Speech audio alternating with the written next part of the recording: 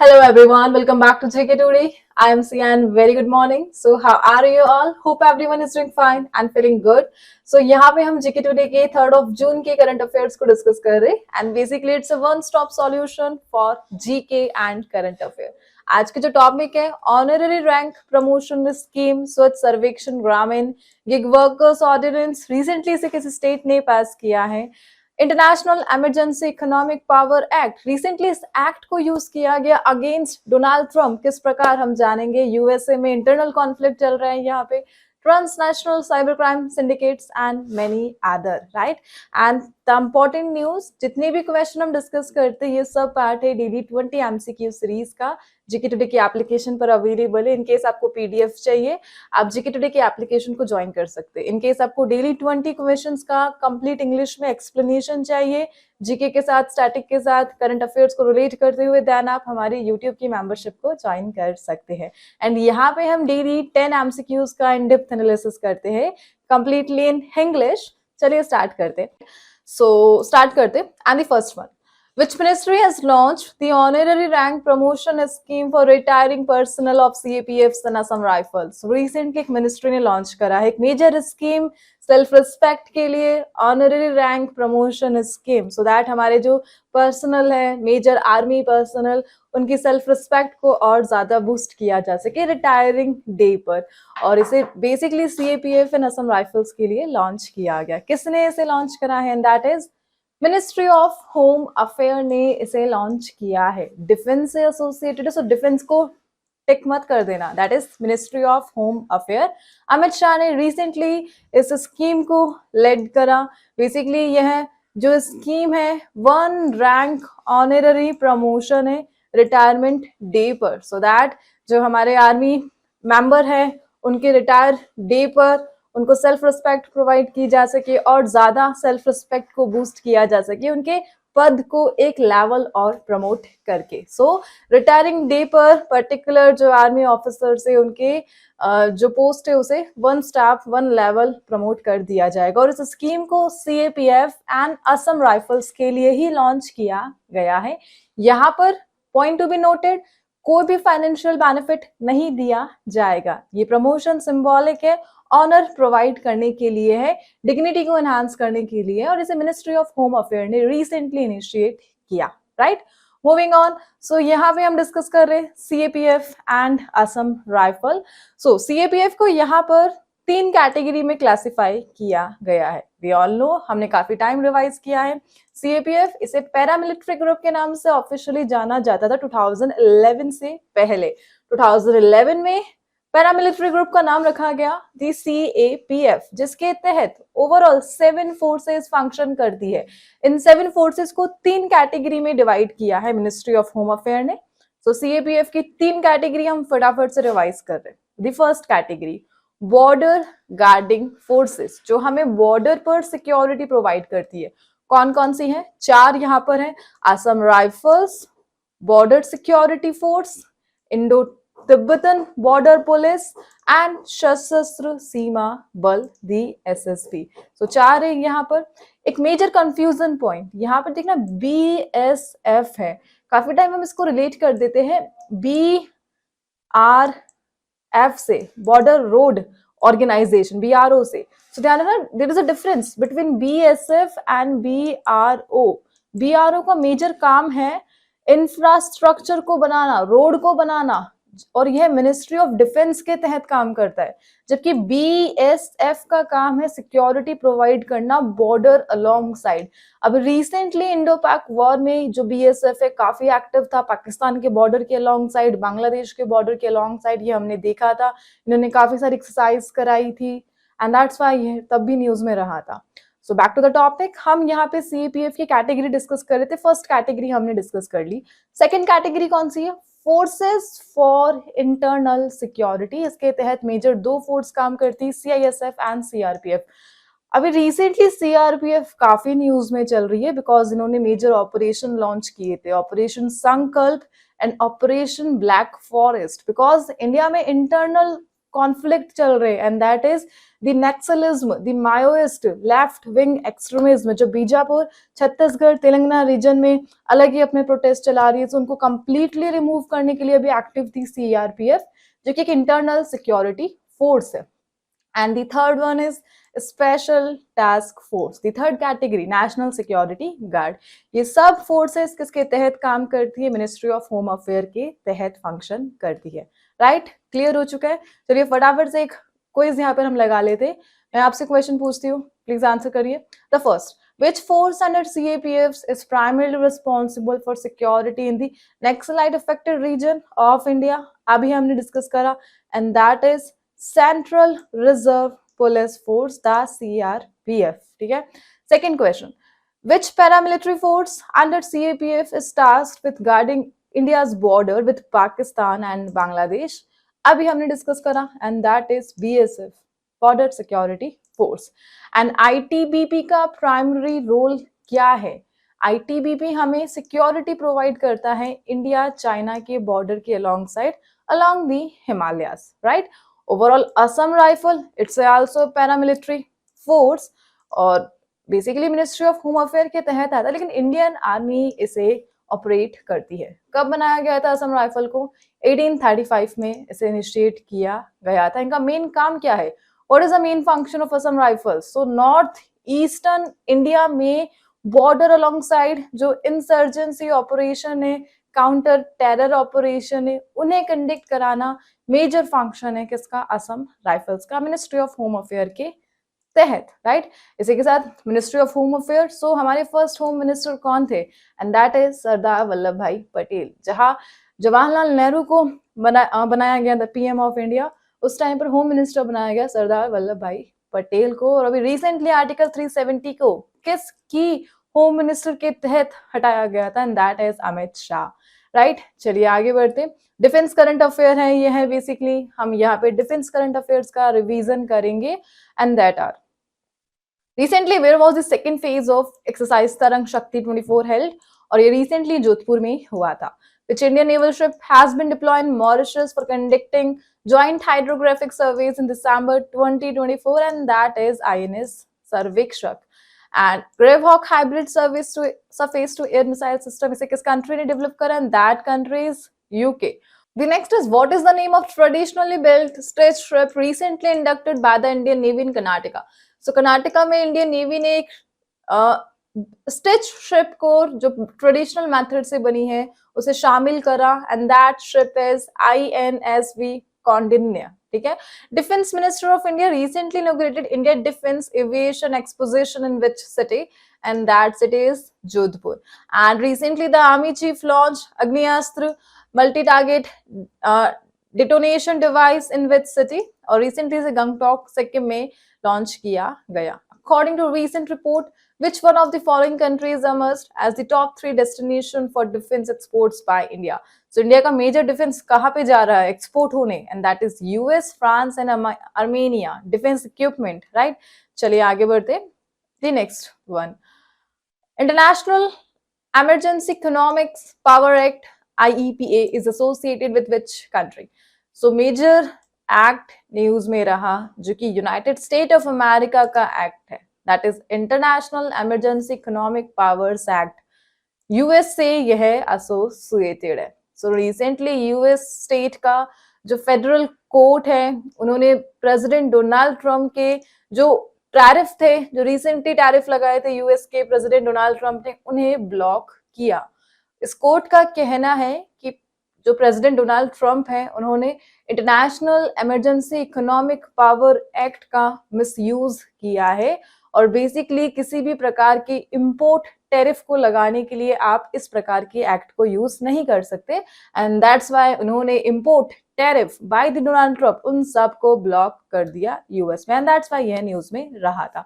So overall IEEPA इसे initiate किया था 28 अक्टूबर 1977।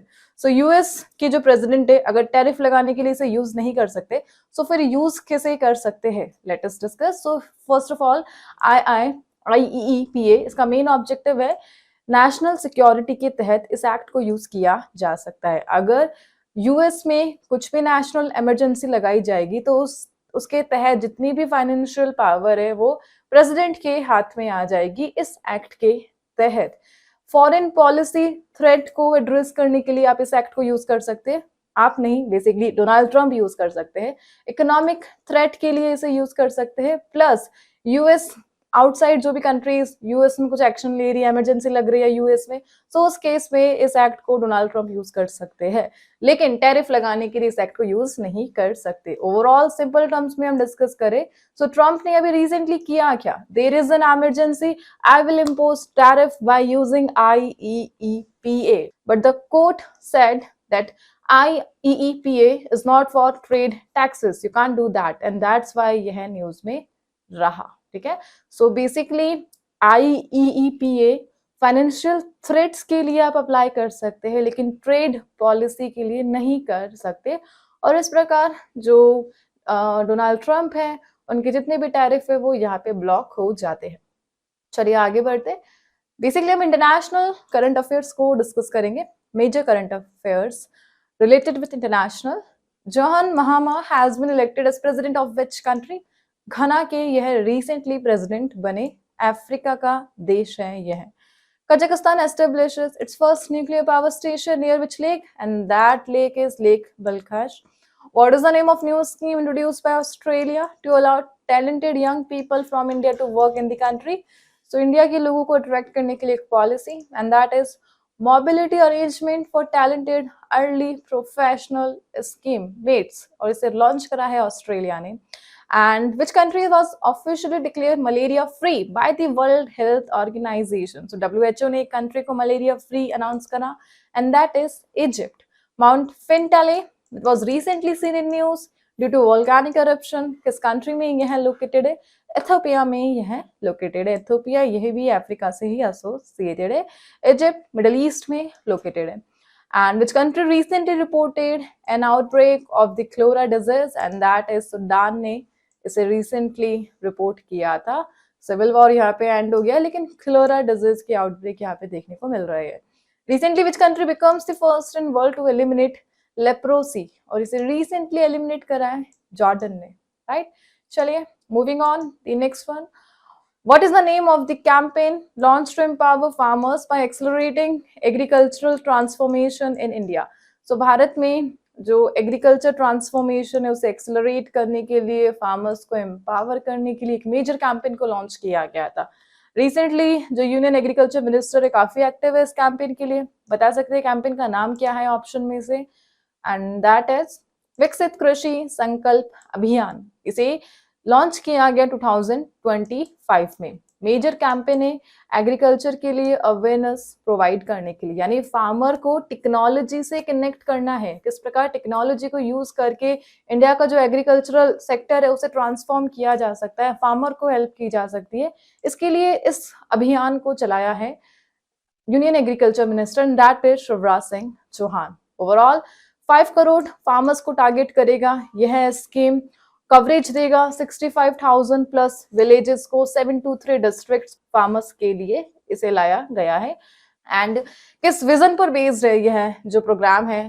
Basically make India food basket of the world, यह मेन विजन है विकसित कृषि संकल्प अभियान का। सो विजन ध्यान रख लेना कौन सा है? Food basket of the world India को बनाना है। की ऑर्गेनाइजेशन कौन कौन सी है इसमें?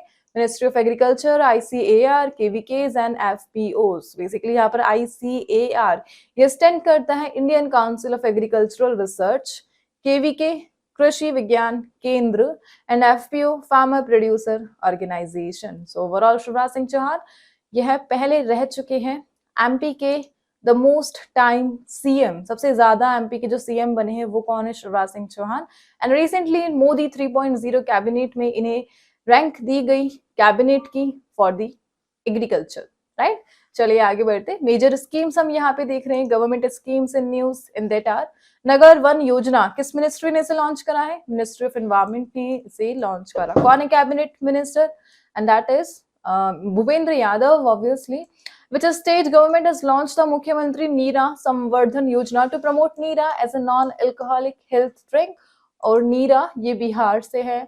नॉन अल्कोहलिक है ये है। Which state government has launch the scheme namely Mukhyamantri Balika समृद्धि योजना एंड मुख्यमंत्री कन्या आत्मनिर्भर योजना।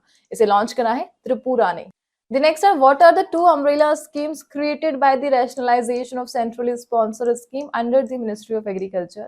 So ये दोनों umbrella scheme कौन सी है? एक तो प्रधानमंत्री राष्ट्रीय कृषि विकास योजना एंड कृषि योजना एंड मिनिस्ट्री ऑफ टूरिज्म के द्वारा जो टूरिज्म इनिशिएटिव रिसेंटली लाया गया, क्या नाम है उनका? पर्यटन मित्र, पर्यटन दीदी। कौन है इसके लिए? Cabinet minister Gajendra Singh Shekhawat.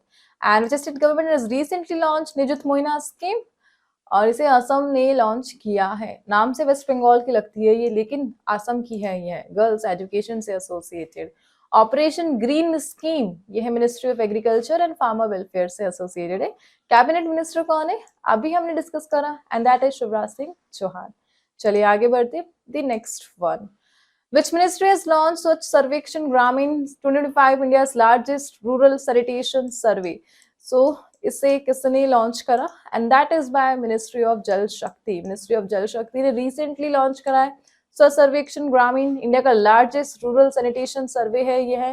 Basically ये जो सर्वे है 21,000 विलेजेस को कवर करेगा, 761 डिस्ट्रिक्ट में, 34 स्टेट में ये है, यूटीज और स्टेट में काम करेगा, और जो open defecation free plus outcome है उस पर काम करेगा, यानी ODF प्लस मेन ऑब्जेक्टिव है इस स्कीम का, और department of drinking water and sanitation इसे इम्प्लीमेंट करेगा। सो ओवरऑल सैनिटेशन को इम्प्रूव करने के लिए और उसमें पब्लिक इन्वॉल्वमेंट को एनकरेज करने के लिए यह स्कीम लाया गया, दैट इज स्वच्छ सर्वेक्षण ग्रामीण 2025, राइट।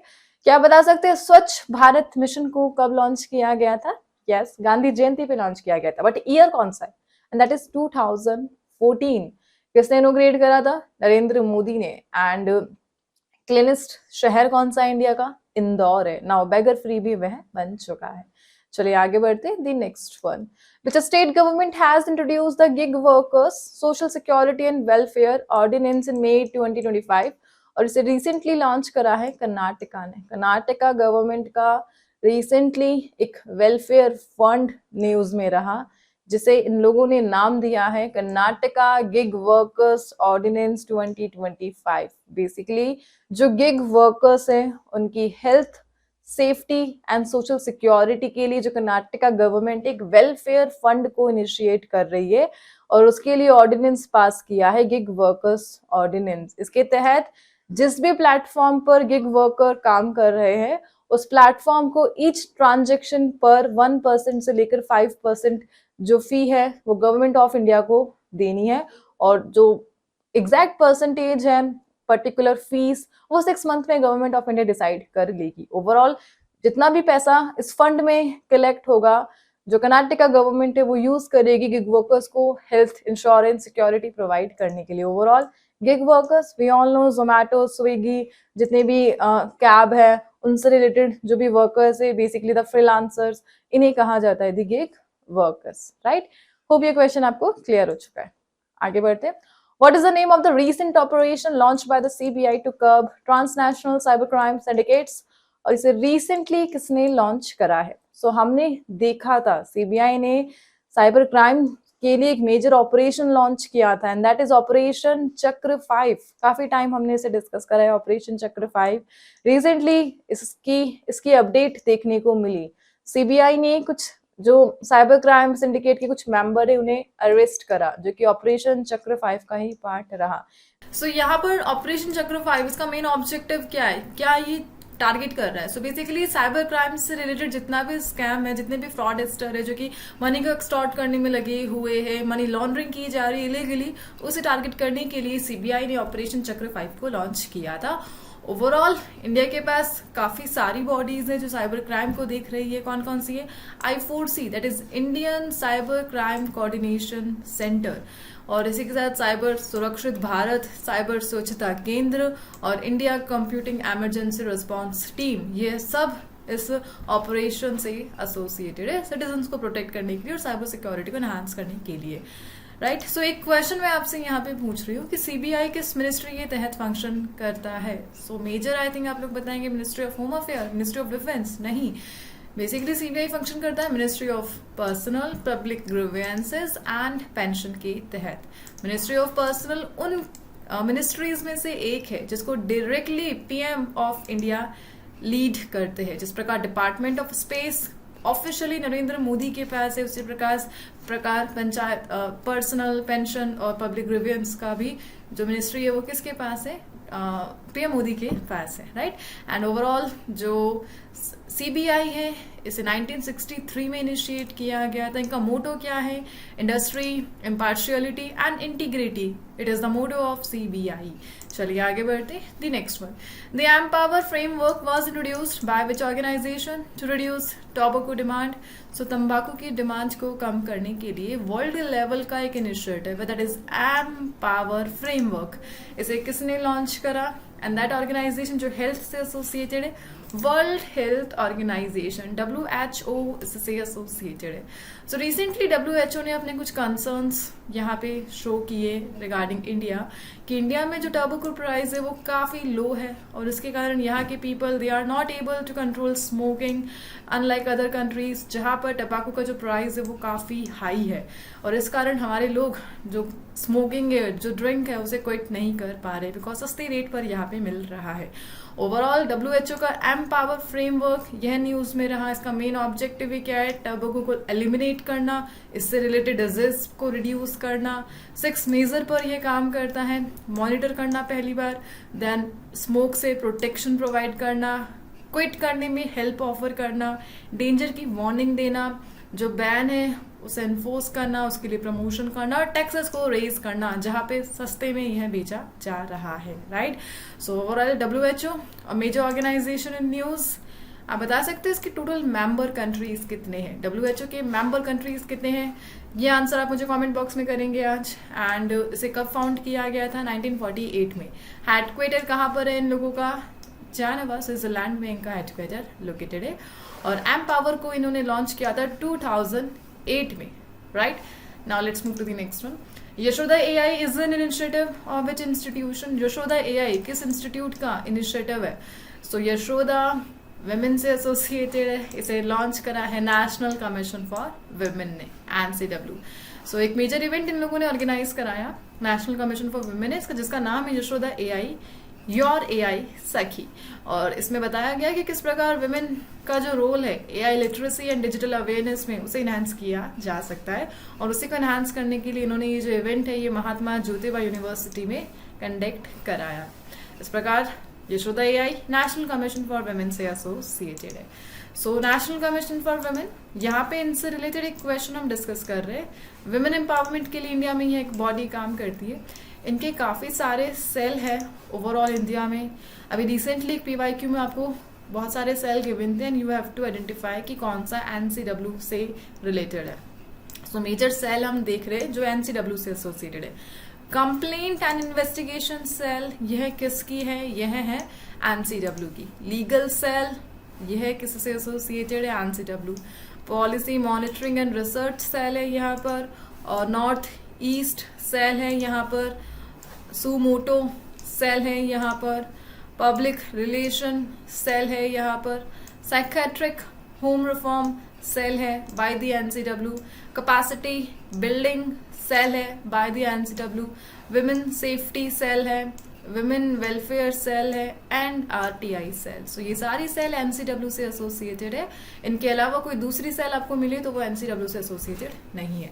ओवरऑल NCW की पहली चेयरमैन काफी इंपॉर्टेंट है एंड दैट इज जयंती पटनायक। ये NCW की फर्स्ट चेयरमैन रह चुकी। चलिए आगे बढ़ते थे। Next one, which country recently launched the Tianwen second probe to collect samples from the asteroid 2016 HO3। So Tianwen second 2025 की हाईलाइट फ्रॉम द चाइना ने इसे लॉन्च किया। इसका मेन ऑब्जेक्टिव क्या है, एस्ट्रॉइड्स एंड कॉमेट की स्टडी करना अर्थ के एटमॉस्फेयर के नियर बाय। और रिसेंटली उन्होंने अपनी लॉन्ग मार्च 3B रॉकेट से इसे लॉन्च किया। यह फंक्शन करेगा 2027 तक। इससे पहले तियानवन ऑलरेडी एग्जिस्ट करता था, जिसने 2021 में मार्स मंगल ग्रह पर सक्सेसफुली लैंडिंग करी थी। इनका तियानवन 3B प्लान्ड है, तियानवन 4B प्लान्ड है। 3 जाएगा मार्स पे सैंपल लेकर आ जाएगा, 4 जाएगा जुपिटर पर और वहां एक्सप्लोर करेगा। Target year 28 and 2030 respectively. Overall Tianwen series ये चाइना से एसोसिएटेड है, टफ कंपटीशन दे रहा है यहाँ पर चाइना इस मिशन के तहत नासा को। चलिए आगे बढ़ते थे। Last question of the day, which US state become the first introduce a climate impact fee called the green fee. So recently US ने इंटरनल अपने राज्य में एक टैक्स को इंट्रोड्यूस करा जिसका नाम है ग्रीन फी। ओवरऑल अगर आप यूएस जाएंगे, उनके एक आइलैंड स्टेट में जाएंगे, the only island state we all know, that is Hawaii, the 50th state of US and the only island state. So US ने यहाँ पर हवाई आइलैंड को प्रोटेक्शन प्रोवाइड करने के लिए यहाँ पर ग्रीन फी लगाई है। अगर आप जाते हैं हवाई, वहाँ पर होटल स्टे लेते हैं, शॉर्ट टर्म रेंटल पे रहते हैं, पहली बार जो क्रूज शिप है उसे एक्सप्लोर करते हैं, देन आप वहाँ पर हवाई की गवर्नमेंट को देंगे the green fee, so that हवाई में सस्टेनेबल टूरिज्म को प्रमोट किया जा सके एनवायरमेंटल प्रोटेक्शन के तहत। जितने भी टूरिस्ट वहाँ पे जाके ओवरऑल प्रोटेक्शन, यहाँ पे क्लाइमेट सॉल्यूशन है, green fee by the Donald Trump, and that's why यह न्यूज में रहा। And now you have to answer कि हवाई के वो जो मेन 5 आइलैंड है वह कौन कौन से है। अभी एक में तो रिसेंट ही एरप्शन देखने को मिला था, एंड अदर आपको मेंशन करने हैं कमेंट बॉक्स में। सो बेसिकली सेशन को आज हम यहाँ पे एंड कर रहे हैं, एंड आज के जो क्विज के क्वेश्चन है वो रिलेटेड है summit and conference in news, major summits, इनके आंसर आपको कमेंट बॉक्स में प्रोवाइड करने हैं। एंड हम लोग मिलते हैं नेक्स्ट सेशन के साथ। Till then please do revision and take care. And in case आपको डेली 20 MCQ का फुल इंग्लिश एक्सप्लेनेशन चाहिए, देन प्लीज आप हमारे यूट्यूब जो मेंबरशिप है उसे ज्वाइन कर सकते हैं। सो हम मिलते हैं नेक्स्ट सेशन के साथ। Till then please do revision and take care, and thank you again for watching.